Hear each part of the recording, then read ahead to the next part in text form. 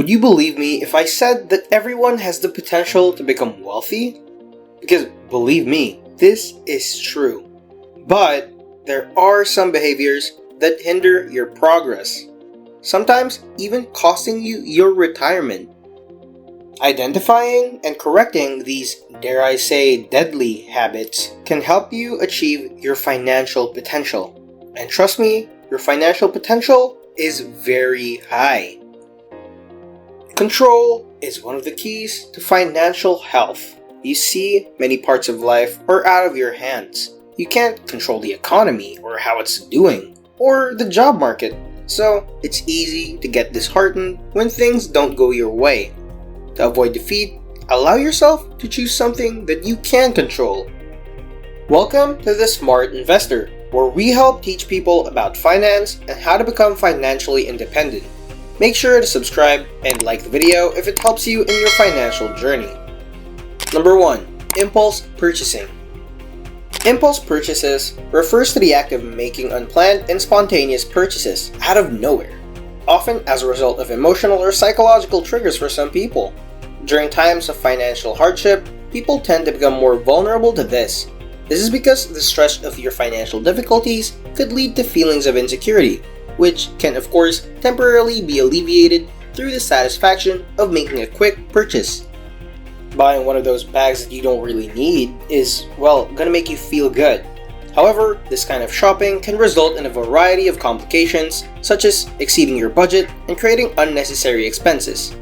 To go even further into this, it makes sticking to a budget more challenging and can lead to a vicious cycle of overspending. And that is a cycle you do not want to involve yourself in.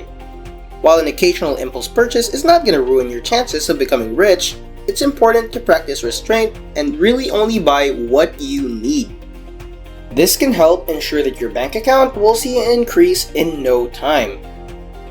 For number 2, we have using credit cards for rewards. Credit card rewards can be an attractive proposition for many people, as of course they offer a variety of benefits, such as cashback, points, or even airplane miles. However, it is important to understand that credit card issuers offer these benefits with a motive, to encourage you to spend more.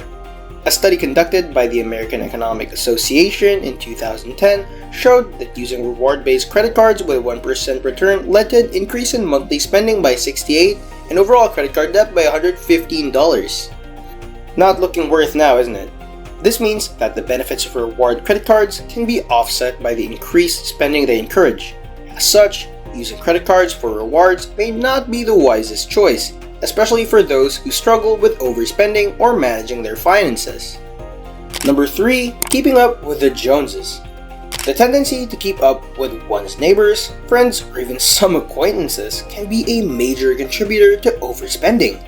This is because people often feel pressure to maintain a certain appearance because, let's face it, we care about what people think about us, whether it's in regards to their homes, vehicles, or possessions.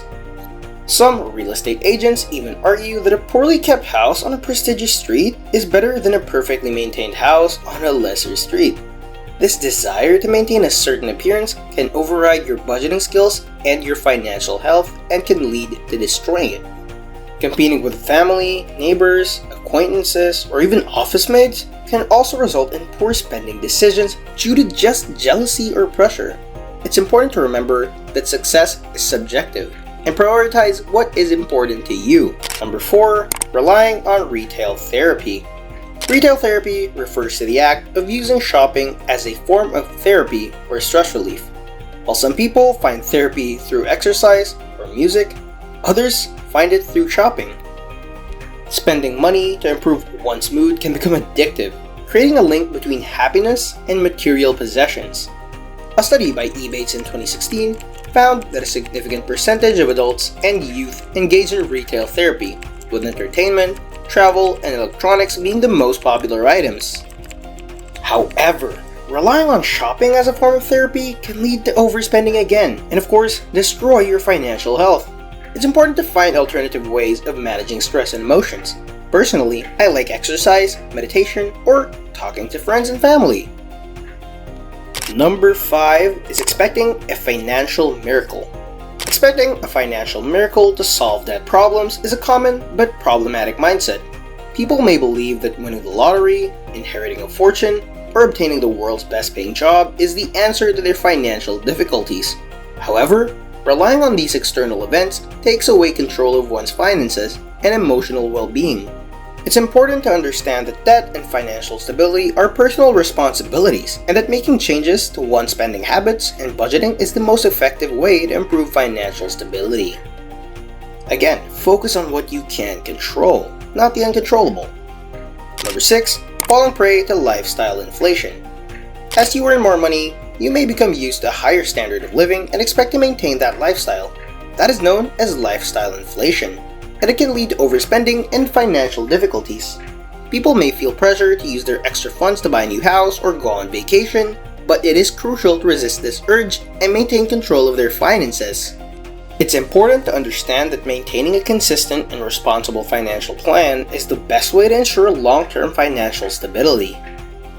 Number 7. Ignoring debt. Ignore debt is a common and problematic habit, believe it or not, but it's not going to make it go away. It's not like the monster under your bed when you were a kid. It's important to confront debt and make a plan for paying it off. This can include opening bills when one is calm and ready, learning about debt management and payment plans, and focusing on paying off accounts with the smallest balances first. By taking control of debt and making a plan, individuals can improve their financial stability and reduce stress. Number 8. Taking interest-free loans. Interest-free loans offered by stores may seem appealing and feel like you're going to get a good deal, but they can actually lead to further financial difficulties. If people are unable to pay off these loans before the interest-free period expires, surprise, surprise, they may face fines and retroactive interest charges. It is essential and crucial to keep in mind that these are not truly interest-free unless they're paid off within the grace period. Number 9, we have paying only the minimum on debt. Making only the minimum payment on debt is a common mistake that can result in staying in debt, and even getting more debt in interest. The minimum payment is typically set between 4 to 6% of the balance, and paying only the minimum can mean paying more in interest over time. When checking a credit card statement, it's essential to keep in mind that the entire balance is owed, not just the minimum payment. Making a plan to pay off debt and paying more than the minimum can help reduce debt and improve your financial stability. And hey, you can save out a lot by doing this. Finally, we have number 10, relying on a single source of income. Having a stable and steady job or an income is a crucial aspect of personal finance, and for many people, their job is that. However, relying on solely a single source of income can be dangerous and is honestly unwise at this point. The employment market is unpredictable, and it's possible that one day you could lose your job and find yourself without a source of income, zero cash flow. In today's fast-paced and rapidly changing economy, job security is becoming increasingly scarce, and relying on a single source of income is a risky proposition. It's essential to have a diversified income stream with several sources of income to ensure financial stability and your security. You could maybe start a small business or a side hustle, it doesn't really take that much, which can generate additional income and help reduce the financial stress of relying on only a single source of income. Regardless of what approach you take, the most important thing is to acknowledge the issue and make a conscious effort to change your behavior. This means taking the necessary steps to create multiple sources of income and to build a solid financial base, so that you're prepared for any unexpected changes in the employment market. And those are the 10 money habits that are keeping you poor. If this video helped you guys and you want to level up your financial life even further, consider subscribing to us and stay tuned for our next releases that are going to help you increase your financial IQ. We'll see you